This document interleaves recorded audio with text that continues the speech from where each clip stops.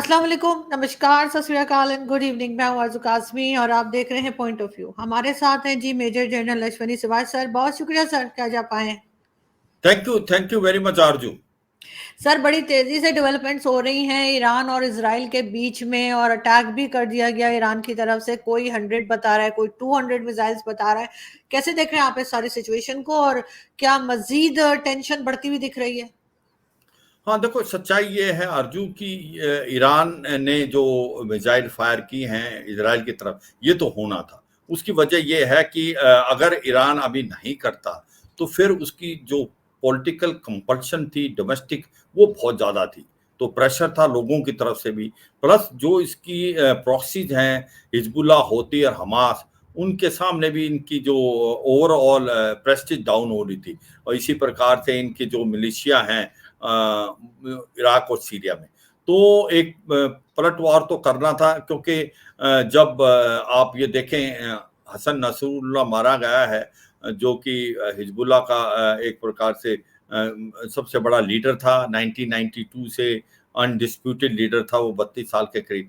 तो ऐसे में इनको दिखाने के लिए करना था, इसमें कोई शक नहीं कि ये ऐसा ही है जैसा कुछ अप्रैल में किया था। उसकी वजह यह है कि अगर आप देखें, यूं तो 200 के करीब ब्लास्टिक मिसाइल फायर की हैं, और वो फतेह मिसाइल हैं जो कि हाइपरसोनिक है, जिनकी स्पीड साउंड की स्पीड से काफ़ी ज़्यादा होती है। मगर वो ज़्यादातर जो हाइपरसोनिक मिसाइल हैं उनको आयरन डोम सिस्टम जो इजराइल का है उसने उनको न्यूट्रलाइज कर दिया, और ऑलमोस्ट 95 से ज़्यादा परसेंट।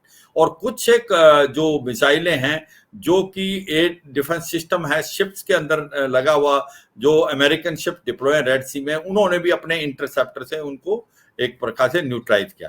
तो सच्चाई यह है कि एक प्रकार से उनको जो ईरान को एक मजबूरी थी, क्योंकि एक वो उम्मा बनना चाहता, दिखाना चाहता मुस्लिम वर्ल्ड में बहुत ज़्यादा स्ट्रॉन्ग है, वो इजराइल को जवाब देगा। मगर ये साफ पता था कि ईरान करने वाला है, उसका कोई सरप्राइज नहीं था, और कहीं ना कहीं अमेरिका को मालूम था। इसलिए इजराइल पहले तैयार था, और जिस प्रकार से उन्होंने अप्रैल में कुछ ऐसा किया था, कुछ ऐसा ही अभी किया कि इसका कोई खास इम्पैक्ट ग्राउंड पे हुआ नहीं। अब ईरान ये कह सकता है कि हमने जो बदला ले लिया है और काफी नुकसान किया है इजराइल का, तो वो एक प्रकार से अपने डोमेस्टिक जो पॉलिटिक्स है उसको भी सेटिस्फाई कर सकता है, और अपने जो प्रॉक्सीज को भी कर सकता है। मगर असलियत में ये एक प्रकार से ऐसा ही किया है जैसा अप्रैल में किया था। ग्राउंड पे इसका कोई खास इम्पैक्ट नहीं हुआ इजराइल पे।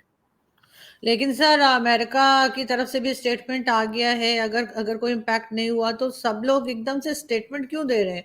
अमेरिका भी कह रहा है कि वो इजराइल के साथ खड़ा है, इजराइल ने भी कहा है कि वो जवाब देंगे। तो सर, और हमारे यहाँ तो ये भी बताया जा रहा है कि 8 लोगों की जानें गई हैं। अब इस किस्म की न्यूज भी चल रही है। हो सकता अगर कहीं, क्योंकि इजराइल ने तो अनाउंस किया नहीं। इजराइल ने तो ये बोला है कि अब कोई भी कैजुअलिटी नहीं हुई। हम इसकी मान के चलें तो ये है। मगर अब हम ये देखते हैं कि अगर ईरान ने ये जो किया है, क्या ईरान के करने में ईरान को फायदा है, या ये लड़ाई अगर बढ़ती है तो क्या ईरान को फायदा है?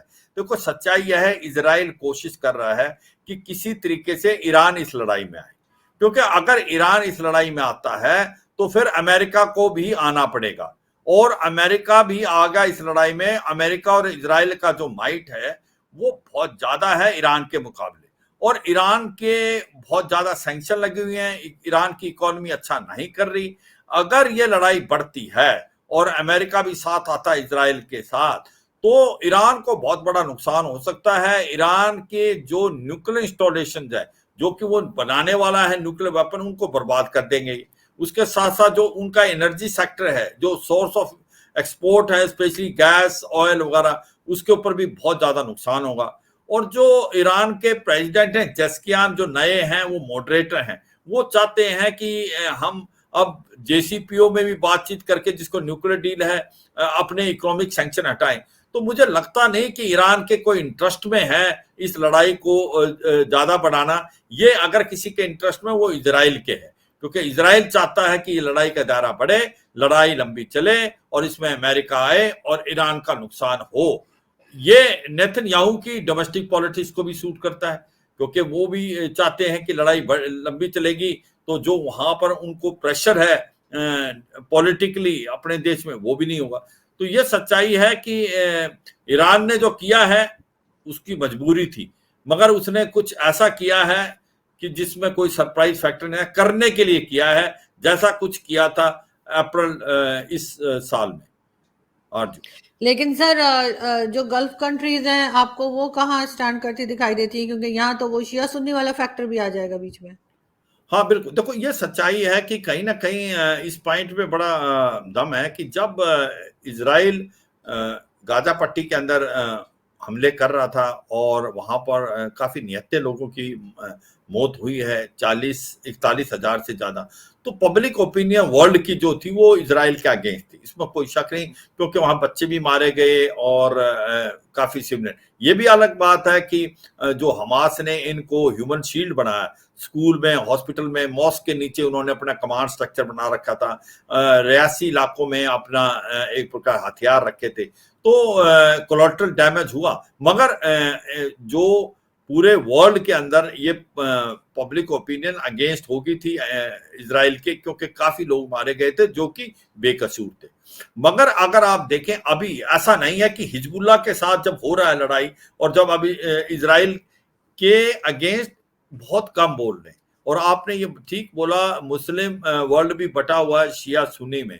तो क्योंकि ईरान एक शिया देश है और हिजबुल्लाह भी शिया है, हौती रिबल भी शिया है, हमास एक प्रकार से सुन्नी मिलिशिया है, तो कोई खास इसकी तरफ बात नहीं कर रहे, कोई कहने के लिए कर रहे हैं, पर ज्यादातर जो मुस्लिम वर्ल्ड है वो लड़ाई नहीं करने चाहते, वो नहीं चाहते इसका दायरा बढ़े। उसकी वजह यह है क्योंकि ये ज्यादातर देश अच्छा कर रहे हैं ऑयल में, गैस में, सऊदी अरेबिया, यूएई, ओमान, वो नहीं चाहते कि ये लड़ाई का दायरा बढ़े, क्योंकि उनको भी हिट करेगा। तो मुझे लगता नहीं कि कोई ईरान के साथ खुल के आया है, एक्सेप्ट कुछ बातचीत लोगों ने की है, जिस प्रकार से टर्की कह लो, और बाकी कोई देश इतना कोई खुल के नहीं आया, और इतना कुछ हो भी नहीं सकता। तो ये सच्चाई है कि आज मिडिल ईस्ट में भी मुस्लिम वर्ल्ड भी डिवाइडेड है, और ईरान ऐसा लगता है वो जो बनना चाहता है एक प्रकार से मुस्लिम वर्ल्ड का शिया, उसका वो अकेला खड़ा है, सुन्नी देश उसके साथ कोई खास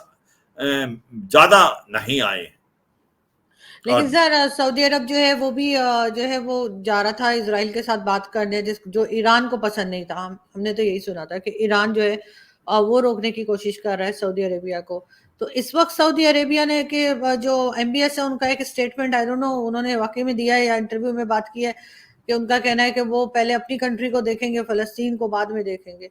तो वाकई में इस तरह की कोई डिवीजन दिखाई दे रही है आपको? और ये जो इस वक्त वॉर चल रही है, ये कहीं रुकेगी या आपको लग रहा है कि ये अभी और फैलेगी और जगह भी और कंट्रीज में भी? हाँ, हाँ, पहले हम देखते हैं कि क्या ये लड़ाई रुकने क्या चांसेस है। देखो, ये लड़ाई अभी नहीं रुकेगी। उसकी वजह यह है कि अभी जो प्रॉब्लम है वो है हिजबुल्लाह के साथ, क्योंकि आप 70 से 80 हजार जो इजराइल के नॉर्थ इजराइल से वो पलायन कर चुके, क्योंकि उनके ऊपर बम्बार्डमेंट करते थे हिजबुल्लाह साउथ लेबनान से, और वो है यूनाइटेड नेशन के रेजोल्यूशन के अगेंस्ट। मगर इन एनी वे अब उनको वापस लेके आना है। उनको वापस जब तक नहीं लिया जा सकता जब तक आप जो हिजबुल्लाह के लड़ाकू हैं इनका खात्मा करेंगे या इनको धकेलेंगे सदन लेबनान से सेंट्रल लेबनान तक। वो कार्रवाई तो अभी हुई नहीं है, तो इसका मतलब लड़ाई कैसे रुक सकती है? हिजबुल्लाह की मिलिट्री कैपेबिलिटी भी इंटैक्ट है, और इसी प्रकार से जिस प्रकार से हमास की इजराइल ने मिलिट्री कैपेबिलिटी डिग्रेड की, वो हिजबुल्लाह के भी चाहते हैं, और उन्होंने प्रिलिमिनरी काम कर लिया है। कम्युनिकेशन नेटवर्क बर्बाद कर दिया हिजबुल्लाह का, लीडरशिप जो टॉप की है including Hassan Nasrallah, Fuad Shukr, Ibrahim Aqil, उनको मार दिया है। तो अब मुझे लगता है एक लिमिटेड ग्राउंड ऑपरेशन होना है, और ये इनकर्शन जो हुई है ये बढ़ेगी। तो ऐसा सोचना कि लड़ाई बंद हो जाएगी अभी, वो मुझे लगता नहीं। हिजबुल्लाह की तरफ लड़ाई लेबनान की तरफ चलेगी इजराइल की। और दूसरी बात यह है कि हमास के साथ जो हो रहा है अभी निगोशिएशन करते रहेंगे, मगर बातचीत में कोई भी सीज फायर के चांसेस जब तक ये इलेक्शन नहीं हो जाते, स्पेशली प्रेसिडेंट के यूएस में, ऐसा नहीं लगता कि कुछ होने वाला है। तो ये सच्चाई है, ये लड़ाई चली। अब बात आती क्या ईरान और इजराइल के बीच में डायरेक्ट लड़ाई चलेगी। अब देखो, ईरान मुझे नहीं चाहता कि वो लड़ाई के अंदर चाहता है, क्योंकि उसको नुकसान ज्यादा है। वो अगर उसको कुछ करना है तो वो अपने तीनों प्रॉक्सी से करेगा, हिजबुल्लाह, हमास और हौती रेबल, और जो मिलिशिया है इराक और सीरिया में, वो खुद क्यों इन्वॉल्व होगा। मगर क्योंकि उसने 200 के करीब मिसाइलें फायर कर दी हैं इजराइल में, तो अब ball is in the court of Israel. Israel क्या क्या नेक्स्ट स्टेप है। अगर इजराइल बहुत बड़ा हमला करता है ईरान पे, तो फिर वो टिट फॉर टैट हुआ, फिर हो सकता है ये लड़ाई का दायरा बढ़ जाए। मगर अब ईरान, मुझे लगता नहीं कि वो खुद चाहेगा इस लड़ाई का दायरा बढ़े, ऐसा उसके फायदे में नहीं है। मगर अब इजराइल का क्या रिस्पॉन्स होगा उस पर ज्यादा डिपेंड करता है। मगर यह भी सच्चाई है, इजराइल वर्सेस हिजबुल्लाह अभी खत्म नहीं हुई, उसमें काफी टाइम लगेगा। इजराइल वर्सेस हमास जो है, कोई सीज फायर सोच रहे थे होने वाली है, वो नहीं होगी। इजराइल वर्सेस हौती रेबल चलता रहेगा, और जैसे हिजबुल्लाह को खत्म करने के बाद जो इजराइल है वो यमन में हौती रेबल के पीछे भी जाएगा। और लेकिन सर दो चीजें यहाँ पे मैं समझना चाहूंगी। एक तो अगर इसराइल अटैक करता है पलट कर ईरान पे, तो जो कंट्रीज ईरान के साथ हैं, जिनके बॉर्डर लगते हैं, जैसे पाकिस्तान भी है, उनको कितना खतरा है। दूसरी तरफ ये कि ईरान पे इतनी सैंक्शंस अमेरिका ने लगा कर रखी है, ये नहीं कर सकते, वो नहीं कर सकते, उसके बाद भी उनके पास इतने मिसाइल्स हैं, इतना सामान है उनके पास कि वो उस किस्म के अटैक्स कर लेते हैं। हाँ बिल्कुल, देखो उसकी जो मिलिट्री इंडस्ट्रियल कॉम्प्लेक्स ईरान का, वो डेवलप है आज से नहीं, बहुत पहले से, इसमें कोई शक नहीं कि उसको काफी रिस्ट्रिक्शन लगी हुई थी, सैंक्शन। उसके बावजूद उसके हथियार आज रूस यूज कर रहा है। जिस प्रकार से शाही ड्रोन एक बहुत ही अव्वल दर्जे का ड्रोन सिद्ध हुआ है रशिया यूक्रेन लड़ाई में, और बाकी भी उसके जो हथियार हैं वो काफी ठीक, मिसाइल में बहुत आगे है, वो रॉकेट्स में अच्छे हैं, ड्रोन में बहुत आगे है।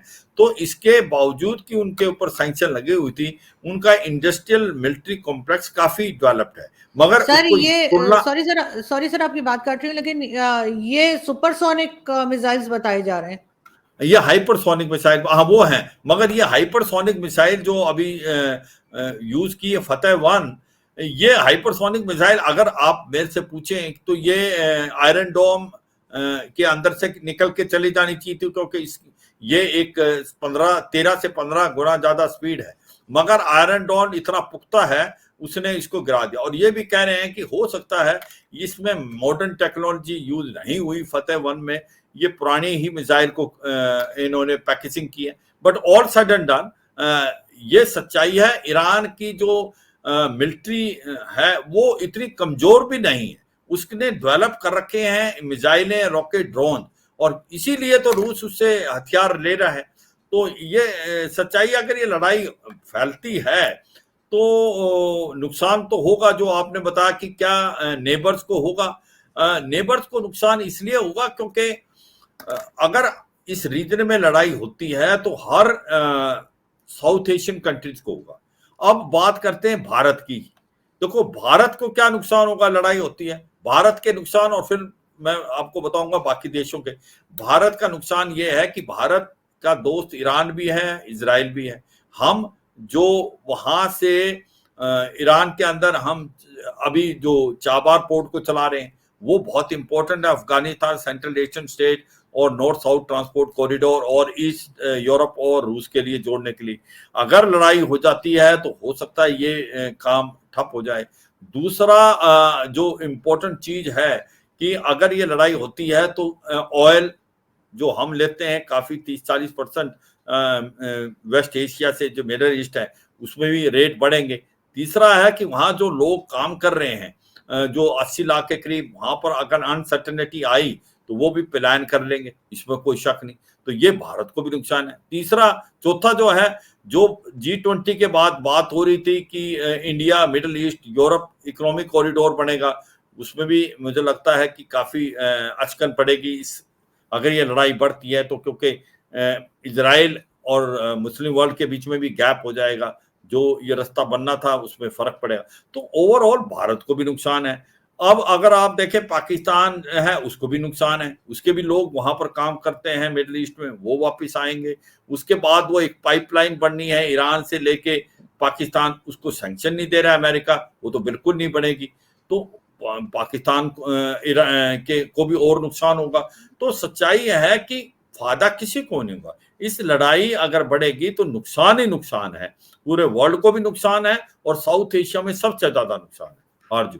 लेकिन सर अमेरिका इस लड़ाई को रोकने के बजाय, जबकि आप भी कह रहे हैं और सभी जानते हैं कि सिर्फ नुकसान है, लेकिन वो लड़ाई को रोकने के लिए तैयार नहीं है। उसका तो ये कहना है कि जी वो इसराइल के साथ है और मजीद अटैक्स हो सकते हैं और होते रहे। इस किस्म की बात की जा रही है अमेरिका की तरफ से, जो इस वक्त एक सुपर पावर के तौर पे सामने है। देखो सच्चाई ये है, अमेरिका कहे ना कहे, इसराइल वो करेगा जो उसने मन बना लिया। अब पॉइंट ये आता है कि क्या अमेरिका के फायदे में है कि ये अब लड़ाई फैले। जो बाइडेन की गवर्नमेंट चाहती है कि कहीं ना कहीं कोई ना कोई सीज फायर हो, जो 21 दिन की बात हो रही थी और फ्रांस भी उसमें इन्वॉल्व था, मगर इसराइल नहीं माना। उसकी वजह यह है कि क्यों करना चाहता है अमेरिका कि जो बाइडेन है, वो जो अभी डेमोक्रेट है, वो दिखाना चाहते हैं हमने कुछ किया, क्योंकि कमला हैरिस को फायदा होगा। अगर लड़ाई चलती रहती है और लड़ाई बढ़ती है तो जो डेमोक्रेट कैंडिडेट है कमला हैरिस, उसको खास फायदा नहीं होगा, जबकि डोनाल्ड ट्रंप को होगा, क्योंकि डोनाल्ड ट्रंप एक मैवरिक है नेतन्याहू की तरह। वो कह रहे हैं कि अगर वो आगे मान लो प्रेसिडेंट बन जाते हैं तो वो तो खुली छुट्टी देंगे इसराइल को, ऐसा लगता है। तो ऐसे में जो बाइडेन चाहते हैं कि किसी तरीके से कोई ना कोई एक प्रकार सीज फायर हो, चाहे टाइम बिंग के लिए, मगर ऐसा इजराइल नहीं मानना। इजराइल ने अपना इंटरेस्ट देखना है, इजराइल की जो रीजन है उसको मद्देनजर इजराइल लड़ाई बंद करने वाला नहीं। तो ये भी सच्चाई है। अब आपने बोला कि बातें डबल स्पीक कर रहा है अमेरिका, किसी हद तक यस। अगर ये लड़ाई बढ़ती है और इसके अंदर ईरान आता है तो वाकई अमेरिका जो है वो खुल के आएगा इजराइल के साथ, उसके पास कोई चॉइस नहीं। क्या अमेरिका अभी इन्वॉल्व है? बिल्कुल है। जो हथियार इजराइल को मिल रहे हैं वो तो सारे के सारे आपको अमेरिका से मिल रहे हैं और यूरोप से, दूसरे खुद की भी इंडस्ट्री बहुत अच्छी है और वो भी मिल रहे हैं। ये F-35 जो आपके aircraft 5th generation stealth aircraft है, वो अमेरिका दिया, F-22 रैप्टार दिए हैं, तो बाकी भी टेक्नोलॉजी उसको मिल रही है। मगर अगर ईरान और इजराइल की लड़ाई खुल के होती है तो इसमें कोई शक नहीं कि अमेरिका जो है वो इस लड़ाई के अंदर शामिल हो जाएगा। बिल्कुल ऐसा ही है, लेकिन सर अमेरिका तो अभी भी शामिल ही लग रहा है और किसी मूड में नहीं लग रहा कि इस लड़ाई को वो रोके। और वो दुनिया में कहीं भी लड़ाई हो रही हो, अमेरिका का फायदा ही फायदा होता है, आप हाँ, जानते हैं। वो बात में आपके दम है। आप कह रहे हो जैसे रशिया यूक्रेन लड़ाई में भी हाँ, कि जहां लड़ाई होगी उसका जो इंडस्ट्रियल मिलिट्री कॉम्प्लेक्स है उसकी बिक्री होती रहेगी, उसको सबसे ज्यादा वेपन अमेरिका के बिकते हैं। जितनी लड़ाई होगी अमेरिका को फायदा है, उसकी इकोनॉमी अच्छा करेगी। चाहे जितनी भी कंपनियां उसकी हैं जो कि मिलिट्री हार्डवेयर बनाते हैं, उनकी बहुत बड़ी बिक्री होती है और इसको फायदा होता है अमेरिका को। इसलिए ये रशिया यूक्रेन लड़ाई में भी वाकई बात है कि आपने जो इशारा किया, वहां काफी हथियार जो बिक रहे हैं उससे अमेरिका को फायदा है और किसी देश को फायदा है, इसमें कोई शक नहीं। इसी प्रकार से यहाँ पर भी जो हथियार हैं वो ज्यादातर अमेरिका से आ रहे हैं और अमेरिका की जो इंडस्ट्री है लॉकहीड मार्टिन और आपके जनरल इलेक्ट्रिकल, जनरल एटॉमिक, ये सब के सब बहुत ज्यादा वेपन बिक रहे हैं। इसमें जो आपने बताया उसमें बिल्कुल बात दुरुस्त है कि अमेरिका को जहां पर भी वर्ल्ड में कहीं लड़ाई होती है उसको फायदा है, क्योंकि उसके हथियार बिकते हैं और सबसे ज्यादा जो प्रोड्यूस करने वाला वेपन वो अमेरिका है। बिल्कुल ऐसा ही है सर, लेकिन आई विश के जो लोग लड़ रहे हैं, जो कंट्रीज आपस में वॉर कर रही हैं, उनको भी ये बात समझ आए। बहुत शुक्रिया कि आपने आज ज्वाइन किया। Thank you sir. Thank you very much.